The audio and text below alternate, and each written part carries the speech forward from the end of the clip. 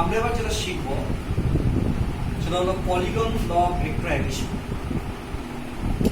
আমরা এতক্ষণ পর্যন্ত দুটো ভেক্টরকে কিভাবে যোগ করতে হয় শিখেছি, কিন্তু দুইয়ের বেশি। সে দেখো ও পয়েন্টের মধ্যে দিয়ে A1, A2, A3, A4 এই চারটে ভেক্টর কাজ করছে থ্রু পয়েন্ট ও। এই চারটে ভেক্টরকে কিভাবে আমরা অ্যাডিশনটা করব, সেই অ্যাডিশনটা করার যে রুল তারই নাম হচ্ছে polygon law of vector addition. Polygon law এর কনসেপ্টটা কি আমরা আগে পরে বলছি। তুমি পলিগন ল এর কথা তোমরা ভুলে যাও। তোমরা হচ্ছে ল অফ ট্রায়াঙ্গল জানো। আমরা ল অফ ট্রায়াঙ্গল দিয়ে প্রথমে A1, A2, তার সঙ্গে A3, তারপর A4 অ্যাড করতে শুরু করি। তাহলে যদি আমরা ল অফ ট্রায়াঙ্গল অ্যাপ্লাই করতেই যদি হয়, তাহলে তো এক্ষেত্রে ভেক্টরগুলো, সমস্ত ভেক্টরসগুলো তো হচ্ছে একটা পয়েন্ট দিয়ে কাজ করছে, এবার তো আঁকা যাবে না। তাহলে ভেক্টরগুলোকে তুলে তুলে কি করতে হবে না, সেম অর্ডারে স্কেচ করতে হবে, একই ক্রমে আঁকতে হবে। তা প্রথমে আমি আঁকতে শুরু করি। যেমন ধরো A1 ভেক্টর, তাকে আমি এইভাবে আঁকলাম। A1 ভেক্টরটাকে তুলে আঁকলাম, এই যে ও পয়েন্টের মধ্যে দিয়ে A1 ভেক্টরটাকে আমি আঁকলাম। This the A1 vector. A1 vector যেটা হেড, সেখান থেকে আমি A2 ভেক্টরকে স্কেচ করব। এই হচ্ছে আমি A2 ভেক্টরকে স্কেচ করলাম। তো দেখো অলরেডি A1, A2 ভেক্টর এদের কিন্তু সেম অর্ডারে স্কেচ করা হয়ে গেল, সেম অর্ডার। এক্ষেত্রে মাথায় রাখতে হবে, আমি যে A1 ভেক্টরটা আঁকলাম সেটা কিন্তু মূল A1 ভেক্টরের সঙ্গে সমান্তরাল বা প্যারালাল, এবং তার এর লেন্থ কিন্তু ইকুয়াল। সেম ওয়েতে A2 ভেক্টরও এই আগের অরিজিনাল A2 ভেক্টরের সঙ্গে তারা parallel and their lengths are equal. তারপরে আমি A3 ভেক্টরটাকে আঁকছি সেম অর্ডারে। এই দেখো সেম অর্ডারে A3টা আঁকলাম, এই আমার A3 আঁকা হয়ে গেল। তারপরে সেম অর্ডারে আমি A4 ভেক্টরকে আঁকলাম, এই যে আমার A4 ভেক্টরটাকে আঁকা হয়ে গেল। দেখো চারটে ভেক্টরকে আমি সেম অর্ডারে এঁকে ফেলেছি। আচ্ছা ঠিক আছে, তুমি প্রথমে A4, A3 কথা ভুলে যাও। তুমি শুধু A1 ভেক্টর, A2 ভেক্টরকে দেখতে পাচ্ছ? আচ্ছা A1 ভেক্টর, A2 ভেক্টরের অ্যাডিশনটা করলে কি হবে? দেখো সেক্ষেত্রে আমি বলবো, এই হচ্ছে তোমার A1 vector, this is the A2 vector sketch in the same order. তাহলে এই A1 ভেক্টর এবং A2 ভেক্টর এদেরকে, এই দুটোকে একটা ট্রায়াঙ্গেলের দুটো কনজিকিউটিভ আর্ম ধরো।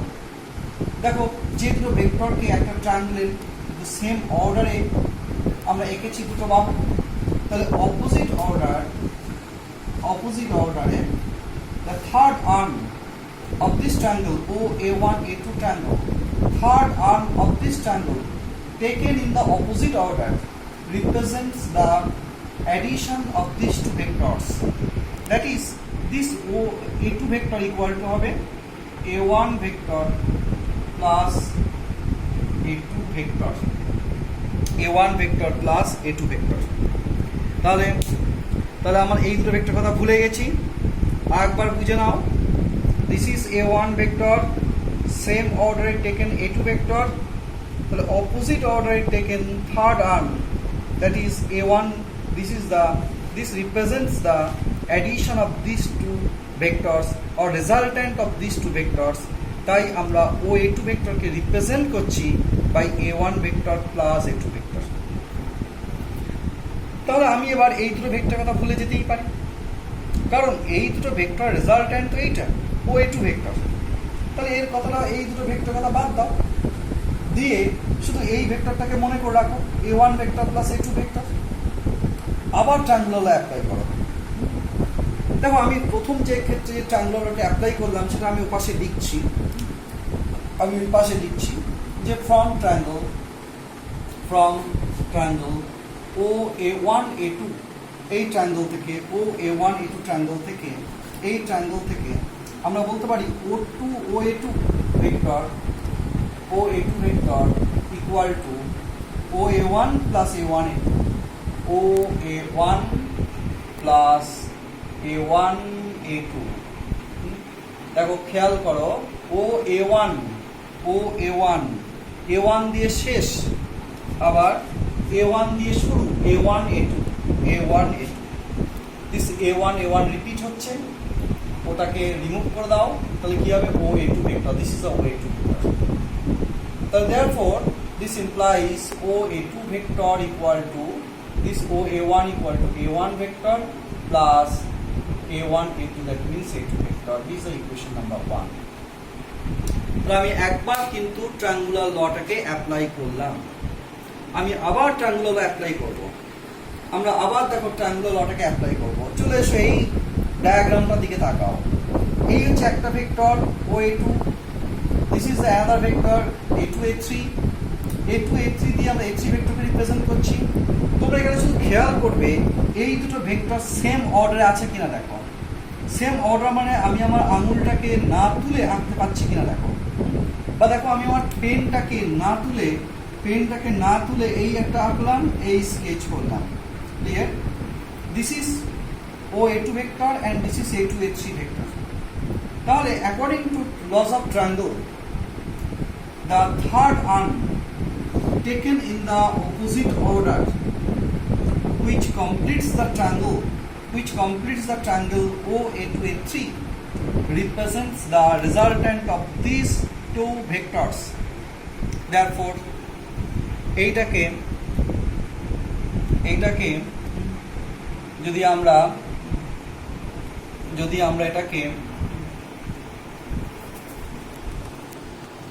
এটাকে যদি আমরা R2 ভেক্টর যদি বলি তাহলে R2 ভেক্টর বা ফ্রম ট্রায়াঙ্গেল OA2 A3 আমরা কি বলতে পারি? আমরা বলতে পারি OA2 প্লাস A2 A3। দেখো আমি এরকম ভাবে লিখছি OA2 প্লাস A2 A3। দেখো OA2 দিয়ে শেষ, A2 দিয়ে স্টার্ট, A2 রিপিট করছে, উঠিয়ে দাও, that is OA3। This is OA3 vector. OA3 vector means R2 vector equal to OA2 vector মানে কত? দেখো OA2 ভেক্টর মানে R1 vector plus A2 A3 means হচ্ছে A3 ভেক্টর। ক্লিয়ার? আমরা জানি R1 ভেক্টর মানে কত ছিল? A1 প্লাস A2, তাহলে A1 vector plus A2 vector plus A3 vector. তাহলে আমরা R2 ভেক্টরের মান পেয়ে গেলাম। This is the equation number 2। দেখো তাহলে আমরা কিন্তু অলরেডি দুবার ট্রায়াঙ্গুলার অ্যাপ্লাই করেছি, করে তিনটে ভেক্টরকে অ্যাডিশন করে ফেলেছি। আমরা ট্রায়াঙ্গুলার অ্যাপ্লাই করেছি দুবার, 2 টাইমস, এবং তিনটে ভেক্টরকে কিন্তু আমরা অ্যাডিশন করে ফেলেছি। আমরা আবার হচ্ছে একটা ট্রায়াঙ্গুলার অ্যাপ্লাই করব। চলে এসো ডায়াগ্রামটা আমরা দেখি ভালো করে। দেখো এই হচ্ছে একটা R2 vector, this is R2 vector, this is A4 vector. শুধু দেখে নাও এই দুটো ভেক্টরের সেম অর্ডারে আছে কিনা। হ্যাঁ, সেম অর্ডারে আছে। এই this is a vector, this is another vector. These two vectors are in the same order. Again, complete the triangle in the opposite order. তাহলে এইটা হচ্ছে একটা ভেক্টর, এই চারটা ভেক্টরকে দিয়ে একটা ট্রায়াঙ্গেলের দুটো কনজিকিউটিভ আর্মকে স্কেচ করেছি in the same order. We sketch third arm of the triangle taken in the opposite order. এই থার্ড আর্মটাকে আমরা অপোজিট অর্ডারে নিচ্ছি। তাহলে এই থার্ড আর্মটা কি করবে না, এই দুটো ভেক্টরের রেজাল্ট্যান্টকে মানে ওদিকে নির্দেশ করবে। ক্লিয়ার? দেখো তাহলে আমরা আবার ট্রায়াঙ্গুলারটাকে অ্যাপ্লাই করছি ফর ট্রায়াঙ্গেল OA3 A4। তাহলে again from triangle O A3A4 আমরা কি পাচ্ছি? আমরা পাচ্ছি OA4 ইকুয়াল টু আমরা পাবো OA3 প্লাস A3A4 OA3 মানে R2 OA3 means হচ্ছে R2 vector and A3A4 means A4 vector R OA4 vector that is R vector আমরা জানি R2 vector মানে A1 vector plus A2 vector plus A3 vector plus A4 vector R vector equal to তাহলে দেখো this equation 3 থেকে দেখো আমরা কিন্তু চারটে ভেক্টরের রেজাল্টেন্ট পেয়ে গেলাম। This is the law of parallelogram law of হচ্ছে পলিগন ল। তাহলে পলিগন লটাকে আমরা যদি সামারাইজড করি, এই স্টেপসগুলো যদি সামারাইজড করি, আলটিমেটলি আমরা কি করলাম? আলটিমেটলি আমরা দেখো এই অরিজিনাল ফিগারটাকে যদি আমরা দেখি, তাহলে এই ছিল আমার A1 vector, this is the A2 vector, this is the A3 vector, this is the A4 vector. দেখো এই চারটে ভেক্টরকে আমরা সেম অর্ডারে নিচ্ছি। দেখো চারটে ভেক্টরকে সেম অর্ডারে A1 A2 A3 A4, এই চারটে ভেক্টরকে যখন সেম অর্ডারে নিলাম, তাহলে আমার কি কোনো পলিগন কমপ্লিট হলো? না, কোনো পলিগন কমপ্লিট হলো না। তাহলে পলিগন কমপ্লিট করতে কি করতে হবে?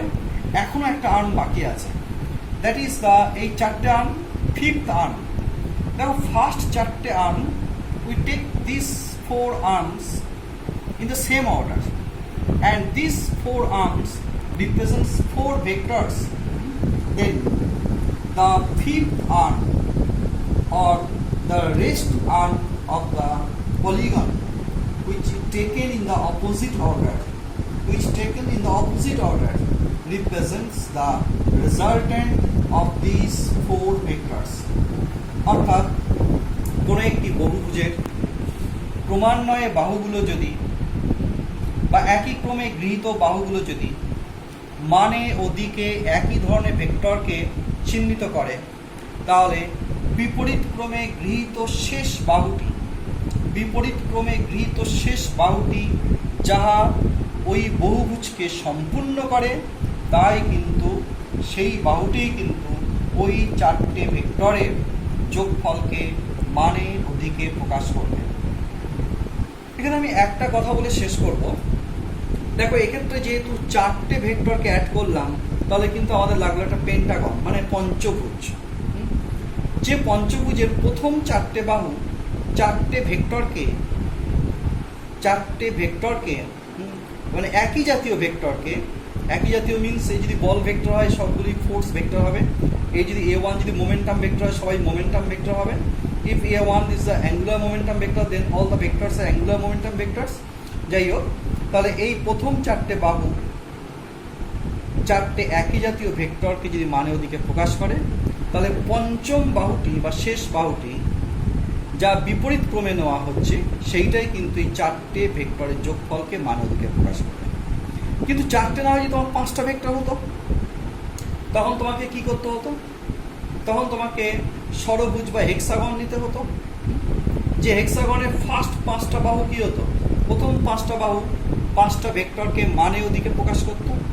আর 6th আর্ম অবভিয়াসলি কিন্তু taken in the opposite order, clear? Taken in the opposite order represents the resultant of the 5th or of the 5 vectors. তাও দেখো এক্ষেত্রে আমরা দেখতে পাচ্ছি, দেখো যখন দুটো ভেক্টরকে অ্যাড করব তখন আমাদের দুটো ভেক্টরের জন্য দরকার ট্রায়াঙ্গল। 3টে ভেক্টরকে অ্যাড করতে গেলে দরকার 4টে বাহু বিশিষ্ট একটি সমতলিক চিত্র, দ্যাট ইজ তোমার চতুর্ভুজ বা কোয়াড্রিল্যাটারাল।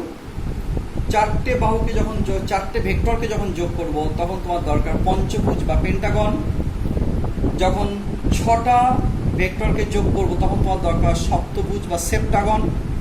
এরকমভাবে যখন তুমি n-1 সংখ্যক ভেক্টরকে অ্যাডিশন করবে তখন তোমার দরকার n-gon.